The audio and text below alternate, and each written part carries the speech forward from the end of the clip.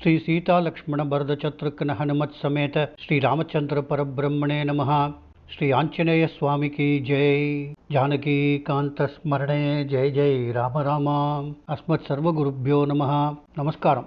ராமாயணத்தில் பல்வேறு இடங்களில் சுவாரஸ்யமாக உள்ள சில விஷயங்களை சுந்தரகாண்டம் வரையில் உள்ள சில விஷயங்களை பார்த்து கொண்டு வருகிறோம். சுந்தரகாண்ட பாராயண கிரமத்தை பார்த்தோம், அதனுடைய விசேஷங்களை பார்த்தோம், சீதை கூறிய அந்த பதிவிரதைகளின் மகாத்மியத்தை எல்லாம் பார்த்தோம். மற்றும் ஒரு சுவாரஸ்யமான விஷயம் ஒன்று இருக்கு. அதாவது மத்வாச்சாரியார் ஸ்ரீமன் மகாபாரத தாத்பர்ய நிர்ணயம் என்று மகாபாரத தாத்பர்ய நிர்ணயம், அதாவது அது இப்படித்தான் என்று அதற்கு வியாக்கியானம் எழுதி நிர்ணயம் செய்திருக்கிறார். அதில் ராமாயணத்திற்கும் அவர் நிர்ணயம் செய்திருக்கிறார். அது மத்வ ராமாயணம் என்று சொல்லப்படும். அந்த மத்வ ராமாயணத்தில் ஒரு மிகவும் சுவாரஸ்யமான ஒரு விஷயத்தை சொல்லியிருக்கிறார். பல சுவாரஸ்யமான விஷயங்கள் இருக்கிறது. அதில் இப்போது நாம் பரசுராமரை பற்றி பார்க்க போகிறோம். எல்லாரும் பரசுராமரும் விஷ்ணு, ராமனும் விஷ்ணு, ரெண்டு பேரும் அவதாரம் ஆயிற்று, அவர்களுக்குள் ஏன் சண்டை என்றெல்லாம் கேள்விகள் எழுப்பினார்கள். பலரும் உபன்யாசகர்கள் கூட அதை பற்றி விரிவாக யாரும் சொல்வதாக அடியேன் காணவில்லை. ஆனால் மத்வர் மிக அழகாக அதுக்கு ஒரு கருத்து தெரிவித்திருக்கிறார். இரண்டு பேரும் விஷ்ணுதான் என்பது நிர்ணயம் செய்யப்பட்டிருக்கிறது, அதில் எந்த சந்தேகமும் இல்லை. அவர் என்ன சொல்றார், ஆச்சாரியர் அதுக்கு குறிப்பு எழுதினவர் என்ன சொல்றாருனாக்க, ஆச்சாரியர் இயற்றிய நிர்ணயத்தை படிக்காம வெறும்ன ராமாயணம் பாரதம் பாகவதர் இவர்களை மட்டும் படித்தால் பல விஷயங்களுக்கு தெளிவு ஏற்படாது. அதனால தான் ஸ்ரீமன் மகாபாரத தாத்பர்ய நிர்ணயம் அது ரொம்ப சம்சயச்சிதம், அதாவது சந்தேகமல்லாமல் இருக்கிறது என்று சந்திரிகாச்சாரியார் என்ற வியாக்கியானகர்த்தா சொல்லியிருக்கார். அது என்ன சொல்றார் அப்படின்னாக்க, ராமனும் விஷ்ணுதான், பரசுராமன் விஷ்ணுதான். வால்மீகி ராமாயணத்தில் வால்மீகி அதுலன் அப்படிங்கிற பெயர் சொல்லப்படல. பரசுராமனுடைய தபஸ், அவருடைய தவம் தான் நாசம் ஆயிற்று என்று சொல்லப்பட்டுள்ளது.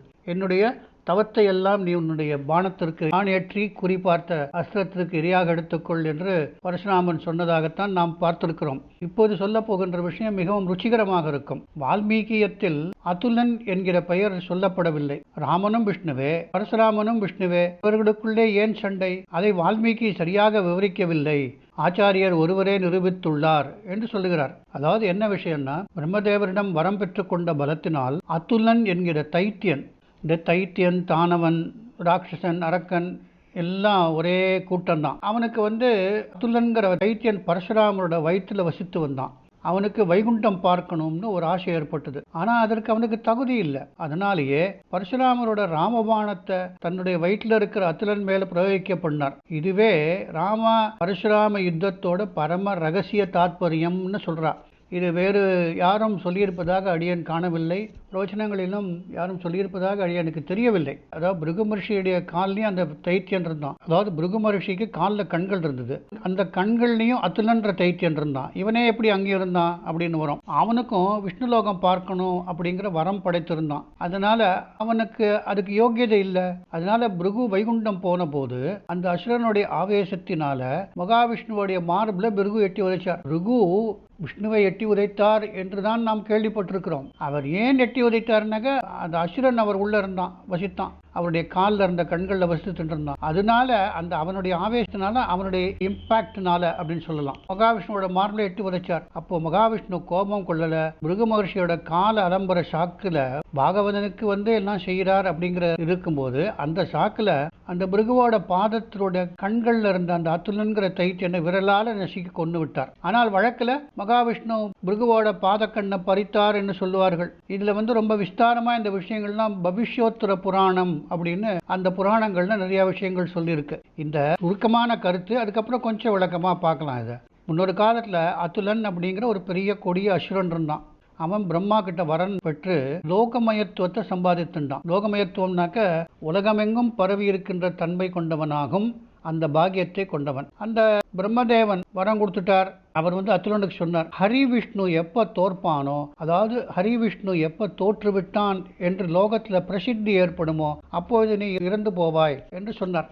ஹரி விஷ்ணு எப்பொழுது தோற்றுவிட்டான் என்று லோக பிரசித்தி ஏற்படுமோ, லோகத்தில் ஹரிவிஷ்ணு தோத்து போயிட்டாராமே, விஷ்ணு பகவான் தோத்து போயிட்டாராமே 4 பேர் பேசினா லோக பிரசித்தி ஏற்பட்டதுன்னு அர்த்தம். அந்த மாதிரி ஏற்படும் பொழுது நீ இறந்து போய் விடுவாய் என்ன அவருக்கு அது ரைடர் ஒன்று வச்சார். இப்போ அந்த அதுலோபாக்கியானத்தை கொஞ்சம் விவரமா பார்க்கலாம். அதாவது அதுலன் மகா அயோக்கியன், பிரம்மாவை குறித்து தவம் பண்ணினான், சாகாம இருக்கணும்னு வரம் கேட்டான். பிரம்மா அது சாத்தியமில்லைன்னு சொல்லிட்டார். அதனால அந்த அசுரனுக்கு விஷ்ணுவை யாரும் தோற்க முடியாதுன்னு தெரியும். அதனால விஷ்ணு தோற்காத வரையில் தான் வாழ வேண்டும் என்று வரம் கேட்டான். பிரம்மாவுக்கு விஷ்ணுவை யாரும் தோற்க முடியாது என்று தெரிந்திருந்தும் உலக மோகத்துக்காக அந்த வரத்தை அவனுக்கு மாற்றி கொடுத்தார். அதாவது விஷ்ணு எப்பொழுது தோற்றுவிட்டார் என்ற லோகத்தில் பிரசித்தி ஏற்படுகிறதோ அப்போதே உனக்கு மரணம் ஏற்படும் என்றும் அவன் லோகமயமா இருக்கக்கூடிய அந்த வரத்தையும் கொடுத்தார். அந்த தைத்தியனுக்கு பிரம்மாவோட வரத்தினால பரசுராமன் விஷ்ணு அப்படிங்கிற ஞானம் கொஞ்சம் இருந்தது. ஆனா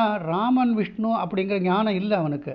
அவனை கொல்லுவதற்காகவே பரசுராமர் ராமரோடு கூட யுத்தம் புரியறதுக்கு வந்தார். தாம் தோற்று போன மாதிரி நடித்தார். ராமனை கொண்டாடி பேசினார். இதனால் அதுலன் மதிமயங்கி பரசுராம ரூபியான விஷ்ணு தோற்றுவிட்டான் என்று நினைத்தான்.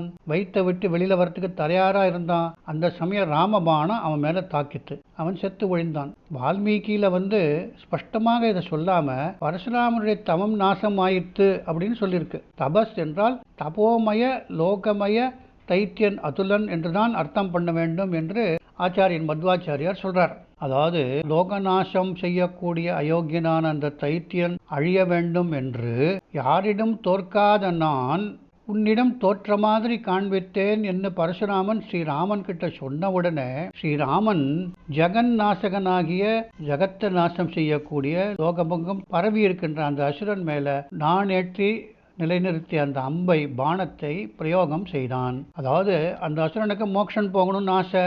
அதனால தான் விஷ்ணுவோட சரீரத்துக்குள்ள பிரவேசிக்கணும் அப்படிங்கிற வரத்தை சிவன் கிட்ட பெற்றிருந்தான். அவன் அந்த வரத்தினால பரசுராமனுடைய நாபி பிரதேசத்துல அவன் வசித்துன்னு வந்தான். அந்த அயோக்கியன் இப்ப பரசுராமனோட ஆடையால வேகமாக வெளியே வந்தான். அப்படி வரும்பொழுது ராமபாணம் தாக்கி எரிந்து சாம்பலாகி விட்டான் என்று சொல்லப்பட்டது. இந்த அசுரனுக்கு வைகுண்டம் பார்க்கணும்னு ஆசை. விஷ்ணுவோட சரீரத்துக்குள்ள போயிட்டா அவர் வைகுண்டம் போகும்போது கூடவே நம்மளும் உள்ள போயிடலான்னு அவன் கற்பனை கனவு பார்த்துட்டு இருந்தான் அந்த அயோக்கியன். அதனால சிவனை நோக்கி தவம் இருந்து வரம் பெற்று விஷ்ணுவாகிய பரசுராமனுடைய சரீரத்துக்குள்ள நாபி பிரதேசத்தில் வசித்து வந்தான். இப்போ பரசுராமன் ராமனிடம் தோற்ற மாதிரி நடித்து ராமபாணன் தன்னை நோக்கி வருவதை பார்த்து வயிற்றுக்குள்ள அந்த அசுரன் கிட்ட ராமபாணம் என்ன தாக்க வருது, நீ வயிற்றை விட்டு வெளியே போ, தப்பித்துக்கொள் என்று ரகசியமாக பரசுராமன் அந்த தைத்தியன் கிட்ட சொல்றான். அப்போ அந்த தைத்தியன் பரசுராமோட சரீரத்திலிருந்து வெளியில வரும்பொழுது ராமபாணம் தாக்கி சுட்டு சாம்பலாகிட்டான். அந்த அயோக்கியனுக்கு வைகுண்ட தரிசனம் கிடைக்கல. இதுவே ராம பரசுராம யுத்தத்தினுடைய ரகசியம். அந்த அதுலன் பரசுராமனுடைய வயிற்றிலேயே செத்து போயிருந்தா அவனுக்கு மோட்சம் கிடைத்திருக்கும். அதாவது செத்த பிறகு வைகுண்ட லோக கமனம் கிடைச்சிருக்கும். அதற்கு அவனுக்கு அருகதை இல்லை. அதனால ஸ்ரீ பரசுராமன் தந்திரமா ஒரு உபாயம் பண்ணி அவனை வயிற்றை விட்டு வெளியிலே போ என்று சொன்னான். அவன் சொன்ன உடனே அவன் வெளியேறி இறந்து போனான். நான்முகன் கொடுத்த வரமும் காப்பாற்றப்பட்டது. ஜனார்தன பட்டர் அப்படிங்கிற மத்வ ஒரு ஆச்சாரியன் வியாக்கியான கர்த்தா அவர் பாத்ம புராண வசனங்கள் எல்லாம் சொல்லி இந்த கதையை நிர்வாகம் பண்றார். அந்த அதுலோபாக்கியானம் இவ்வளவு அழகா பிரச்சாரத்தில் இருக்கிற எந்த ராமாயண கிரந்தங்கள்லையும் சொல்லப்படல. இதுதான் ஸ்ரீ மாத்வாச்சாரியார் உலகிற்கு செய்த மகத்தான உபகாரம். ரெண்டு பேரும் விஷ்ணு அவதாரம். அவதாரமும் ஏன் சண்டை போட்டுக்கணுங்கிற கேள்விக்கு மிகவும் துல்லியமாக சமாதானம் சொல்லக்கூடிய விடையாகத்தானே இது இருக்கு. மேலேயும் என்ன பார்க்கணும்னா அந்த ஸ்ரீராமன் பரசுராமனை பார்த்து அப்படின்ற ரீதியில பானப்பிரயோகம் செய்து அந்த அசுரனை சம்ஹாரம் பண்றான். அசுரர்களை மோகிக்க செய்வதற்காக பரசுராமனுடைய தபசு ஸ்ரீராமனால நாசம் ஆயிற்று என்று கூறி சந்தோஷப்பட்டான். உலகில எல்லாம் பரசுராமனுடையது தானே. அதாவது ராவணன் உண்மையில நாசம் செய்தது அதுலாசுரனைத்தான், பரசுராமனோட தவத்தை இல்லை. ஆனா மற்ற கிரந்தங்கள் எல்லாம் ஸ்ரீராமன் பரசுராமனோட தவத்தை நாசம் பண்ணினான் என்கிற பேச்சு இருக்கு. அதனுடைய மர்மம் இதுதான். அதாவது சேத்தனாமயமான இந்த உலகம் எல்லாம் பகவானோட அதீனமாக இருக்கிறது இல்லையா. அந்த மாதிரி பரசுராமன் பகவான், அதுலனும் அவன் செய்த தவமும் பரசுராமனுடைய அதீனம் தானே. அவனுக்கு அதீனம்னா அவனுக்கு சொந்தமானதுன்னு சொல்லலாம். ஆகையால அந்த அசுரனுடைய தவம் நாசமடைந்தது என்பதை நாசூக்கா பரசுராமனுடைய தவம் நாசமடைந்தது என்று சொல்லுகிறார்கள். அவ்வளவே. இந்த மாதிரி சொல்லப்பட்ட விளக்கம் வாதி ராஜ்யம் அப்படிங்கிற கிரந்தத்துல இருக்கு. அசுரனோட அம்சம் உலகம் எல்லாமும் வியாபித்திருந்தது, லோகமயத்துவம் என்று சொல்லப்பட்டது இல்லையா. அவன் இந்த லோகமயத்துக்கு காரணம் அவனுடைய தவம் தானே. அதனால அவனுடைய தமம் நாசமடைந்தது அப்படின்னா அவனுடைய லோகமயமான எல்லா அம்சங்களும் நாசமடைந்து விட்டது என்றுதான் அர்த்தம். வயிற்றிலிருந்த மூலரூபம் மட்டும் இல்லாது எல்லா லோகமய அம்சரூபங்களும் அழிந்தது அப்படின்றதுதான் இதுக்கு அர்த்தம். இதுவும் வாதிராஜ்யம்ன்ற கிரந்தத்தில் இருக்கு. அதுலனுக்கே தப்போமயன் அப்படிங்கிற பேரும் இருந்தது. பரசுராமனால தமம் அழிந்ததுன்னா தப்போமயன் என்ற பெயர் உள்ள அந்த அசுரன் ஒழிந்தான் என்றும் அதற்கு அர்த்தம் சொல்லலாம் என்று சொல்லுகிறார். ஸ்ரீஹரி ஆனந்தம் மற்றும் ஞானஸ்வரூபன். ஆனந்தமும் ஞானமும் அவன்கிட்டேருந்து வேறுபட்டதில்லை. அவன் சர்வோத்தமன். அவன் எல்லோருக்கும் ஆதியான பரமபுருஷன், எல்லாம் அறிந்தவன். ஆனால் அவனே ஒரு ரூபத்தினால பேசப்பட்டவன் மாறி நடித்து இன்னொரு ரூபத்தில் கேட்டவன் போல துடித்தான். ஒருவனே ஆன அவன் ராமன் பரசுராமன் என்கிற இரண்டு ரூபங்களிலிருந்து ஆனந்தப்பட்டான். ஸ்ரீராமனும் பரசுராமனும் ஸ்ரீமன் நாராயணனுடைய அவதார ரூபங்கள் தான். இரண்டிலும் கொஞ்சம் கூட வித்தியாசமே கிடையாது. ஆனால் ராம ரூபத்தில் பேசின மாதிரியும் பரசுராம ரூபத்தில் கேட்டதும் மாதிரியும் இருந்தது. எல்லாம் வெறும் நடிப்பு. அஞ்ஞானத்தினால் அப்படி செய்யவில்லை, விளையாட்டாகவே அப்படி செய்தார்கள். இதுதான் பரமாத்மாவினுடைய அச்சிந்திய சக்தி.